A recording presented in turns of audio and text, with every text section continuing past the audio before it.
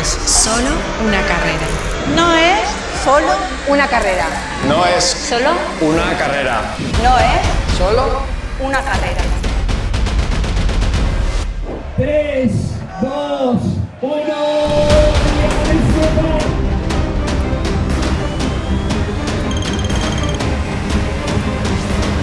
Lo bueno es que es la ocasión de estar juntos en un ámbito muy diferente.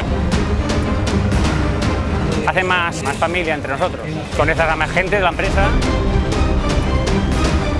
Salir un poco de lo cotidiano, de lo rutinario y reunirnos aquí todos los compañeros. Entonces siempre hay mucho buen rollo, el que va adelante, el que va detrás, y ahí todo el mundo está chillándose, animándose. Contento por poder dar esta victoria a mi empresa, Cárnicas Serrano, y esperamos poder estar aquí el año que viene. Y la verdad es que estoy muy contenta, no me esperaba ganar, ni mucho menos, pero bueno, el cuerpo ha respondido.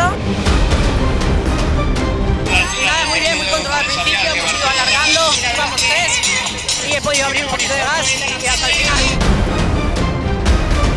Hemos ido animándonos toda la carrera, yo iba mirando para atrás con el objetivo de que no me pasara, porque la verdad que está muy fuerte también.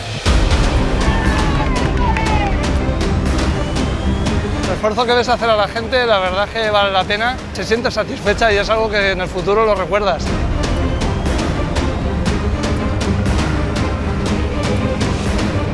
Según iban pasando los kilómetros iba estando más motivada de ver la gente, el ambiente, la gente animándose y apoyándose, ha sido brutal.